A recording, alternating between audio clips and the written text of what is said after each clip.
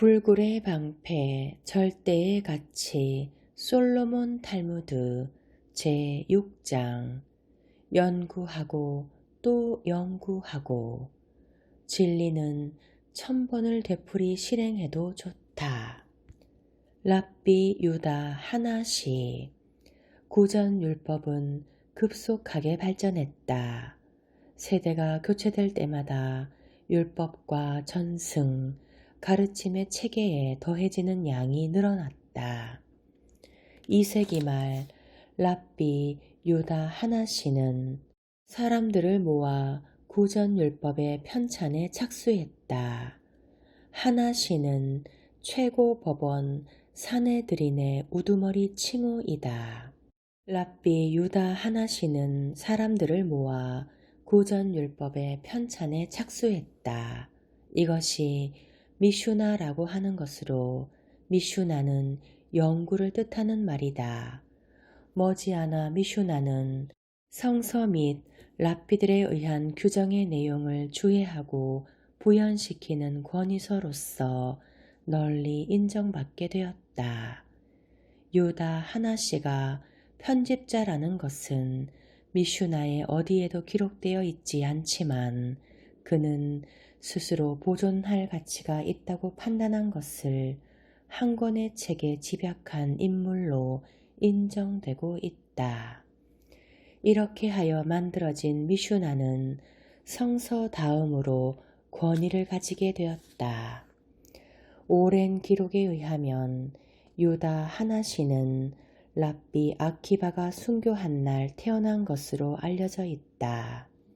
이것은 끊임없는 공격과 억압 속에서 태양은 져도 곧 다시 다른 곳에 떠오른다고 믿었던 유대인들에게는 진실되고도 중요한 증명과도 같은 것이었다.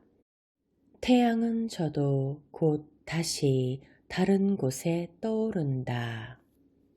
편집자 유다 하나시는 힐렐의 후손으로 당시 뛰어난 교사의 한 사람인 랍비 유다 벤 이라이 밑에서 학문에 힘썼다. 유복한 가문에서 풍부한 재능을 가지고 태어난 그는 로마 황제 마르크스 아우렐리우스와도 친교가 있었던 것으로 전해진다. 유다 하나시가 편집한 것은 당시로서는 가장 종합적인 것으로 다른 비슷한 수집서를 대신하는 것이었다. 그때까지 유대 예시바 원장들은 개인적으로 수집하여 편찬한 것을 교재로 학생들을 가르치고 있었다. 유다 하나시를 미슈나 편찬이라는 역작으로 이끈 이유는 4가지라고 할 수 있다. 첫 번째는 구전율법이 발달하면서 곳곳으로 흩어져 버렸기 때문에 한 권의 권위 있는 책이 필요해졌다. 두 번째는 법률의 해석에 통일성을 주는 척도가 필요했다. 세 번째는 유대인에게 고등교육을 베푸는 기초가 되는 텍스트가 필요했다. 네 번째는 정치적인 혼란과 억압이 끊임없이 되풀이되었기 때문에 구전율법을 한 권의 책으로 보존해 두지 않으면 자손에게 전해줄 수 없을지도 모른다는 불안감이었다. 미슈나 시대. 랍비 유다 하나시를 중심으로 한 학자들이 만든 미슈나는 한 사람의 저작도 아니고 한 시대의 산물도 아니다. 또 그 내용은 결코 새로운 것도 독창적인 것도 아니다. 미슈나는 구전율법이 발달해온 그때까지 수세대의 사상과 가르침을 집대성한 것이다. 미슈나라는 말은 원래 되풀이하다, 되풀이해 말하다 라는 뜻의 히브리어로 거기에서 배운다 라는 뜻이 파생되었다. 배운다는 것은 반복 훈련, 재검토, 요점 정리 같은 부단한 작업에 의해 달성되는 것이다. 미슈나라는 말을 특별한 조건을 달지 않고 사용할 때는 랍비 유다 하나시가 편찬한 작품을 가리킨다. 또 이 작품의 한 단락이나 장절을 가리키는 경우도 있는데 그때는 성서의 한 절을 가리키는 미크라라는 말과 대조적으로 사용된다. 더 이전의 교사들이 수집한 것을 가리킬 때도 이 말이 사용된다. 그러므로 랍비 아키바의 미슈나라든가 랍비 메일의 미슈나라는 표현을 하는 것이다. 이 경우 이러한 교사들이 수집한 율법에 내포되어 있는 가르침을 가리킬 뿐만 아니라 가르쳤던 방법도 포함된다. 그것은 미슈나의 접근 방법과 랍비들이 쓴 미드라시라는 다른 형태의 문학과 관련된 접근 방법에 중요한 차이가 있기 때문이다. 미드라시의 방법. 미드라시에는 성서의 말에 수식이나 해석이 덧붙여져 있다. 반드시 성서의 말을 그대로 인용한 뒤 그 말을 출발점으로 하여 구전 율법으로 그 성구의 의미를 상세하게 설명한다. 교훈적 색채가 짙은 미드라시와 법률 문적인 미드라시의 예를 들어 미드라시가 어떤 식으로 쓰여 있는지 그 특징을 알아보자. 이를테면 아가의 한 구절, 나는 사랑하는 병에 걸려 있다를 인용한 뒤 다음과 같은 해석이 이어진다. 이스라엘의 회중은 신께 이렇게 말했다.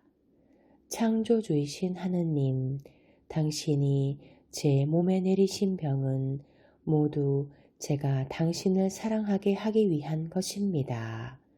많은 나라가 저에게 가져다 준 모든 병은 제가 당신을 사랑하기 때문입니다. 품값을 다음날 아침까지 미루지 마라. 레위기 19장 13절. 이것은 동물을 부리거나 도구와 밭을 빌려 사용할 경우에도 적용된다. 따라서 고용인이 임금의 지불을 요구하지 않더라도 임금을 지불하지 않은 고용주는 율법을 어긴 것이 된다. 성서에는 너에게 지불할 책임이 있다고 되어 있기 때문이다. 낮에 고용한 임금 노동자에게는 그날 저녁에 임금을 지불해야 하고 밤일에 고용한 경우는 그 다음 날까지 지불해야 한다. 공정하지 못한 재판을 하지 마라. 영세민이라고 하여 두둔하지 말고 세력 있는 사람이라고 하여 봐주지 마라.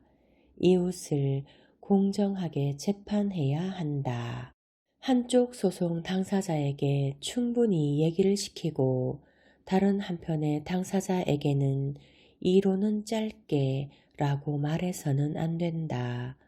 한 편을 세워두고 다른 편 당사자를 앉혀서는 안 된다. 만인은 법 앞에 평등하다. 그것을 지키는 것이 우리들의 의무다. 왜냐하면 율법은 야곱의 자손이 가진 소유 가운데 가장 으뜸 가는 보물이기 때문이다. 신명기 33장 4절. 여기서는 제사장, 레위인, 이스라엘인이라고 표현은 없기 때문에 야곱의 자손이라는 말이 사용되고 있다. 미슈나의 방법. 이에 비해 미슈나는 성서의 본문과는 독립되어 있다. 물론 미슈나도 정신과 내용 면에서는 성서를 기본으로 하고 있고 성서의 말이 증거로 인용되어 있지만 랍비들에 의한 법은 성서의 말과는 별개인 독립된 하나의 할라카, 즉 법규로 되어 있다. 미슈나는 그 주제에 대해 성서의 정신에 입각하여 최고 권위를 충분히 인정하고 있지만 반드시 성서의 어느 특정한 구절과 관련 짓는 것은 아니다. 미슈나는 차례차례 주회를 해나가는 것이 아니다. 명확한 하나의 법과 지식의 체계이며 토라의 기초 위에 서 있기는 하지만 독자적인 해석과 추론의 규칙 안에서 운영되고 있다. 권위 면에서는 성서에 따르고 있지만 그 자체가 자주성을 가진 성서의 보완적인 법전이라고 할 수 있다. 미슈나에서 발췌한 다음과 같은 예를 보면 미슈나와 미드라시의 방법상의 차이가 더욱 분명해질 것이다. 어떤 사람이 반은 노예이고 반은 자유의 몸이라 한다면 이 남자는 하루는 주인을 위해 일하고 하루는 자신을 위해 일해야 한다. 이것이 힐렐 학파의 견해였다. 힐렐 학파에게 샤마이 학파가 이렇게 말했다. 당신들은 이 사람의 주인을 위해서는 배려하고 있지만 이 사람을 위해서는 아무런 배려도 하지 않았다.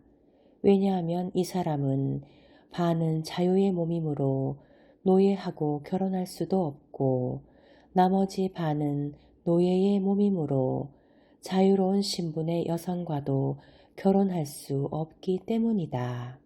그렇다면 이 남자는 결혼해서는 안 된다는 말인가?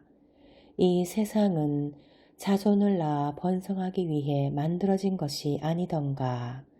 성서에도 하늘을 창조하신 그분, 하느님이신 그분, 땅을 빚어 만드신 그분, 땅을 단단하게 다지신 그분, 땅을 황무지로 창조하지 아니하시고 사람이 살 수 있도록 빚어 만드신 그분 이라고 되어 있다.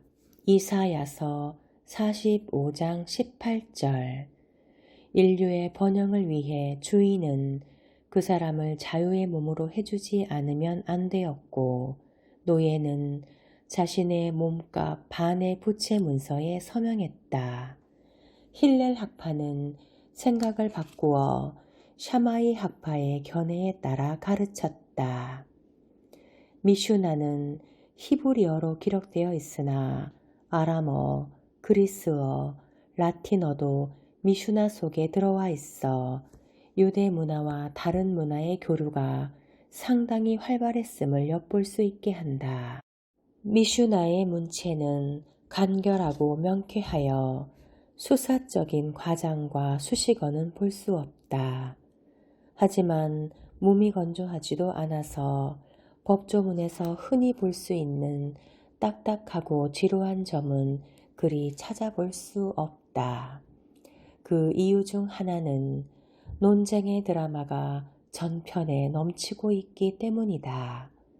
다른 의견과 반대되는 해석의 충돌이 있음으로 해서 난해하고 전문적인 주제를 다루고 있는 부분조차 생동감 넘치는 문장으로 되어 있다. 다른 하나는 미슈나가 세속적인 이야기가 전개되는 분야에도 꺼리낌 없이 뛰어든 탓도 있다. 정기적인 기술과 추억담, 교훈적인 이해, 윤리적인 얘기, 가르침에 대한 논쟁도 있다. 미슈나가 논쟁과 에피소드에 의해 생동감이 넘치는 것은 다음의 예로 알 수 있다. 고용주가 일꾼에게 설탕 과자를 나눠주는 관습이 있는 지역에서는 그렇게 해야 한다. 즉, 모두 그 지역의 관습에 따라야 한다. 어느 날 랍비 요하난 벤 마티아스가 아들에게 일꾼을 구해오라고 했다. 아들은 나가서 일꾼들에게 식사를 제공했다. 돌아온 아들에게 아버지는 이렇게 말했다. 아들아, 네가 아무리 솔로몬 왕을 연상케 하는 훌륭한 식사를 일꾼에게 제공한다 해도 그것이 곧 그들에 대한 책임을 다한 것은 아니다. 그들은 귀족의 혈통을 들어 아브라함과 이사악, 야곱의 아들들이기 때문이다. 그보다 그들이 일을 시작하기 전에 그들에게 가서 빵과 콩 이외의 음식을 너희들에게 줄 의무는 없다는 조건 하에서 일하라 라고 말해라.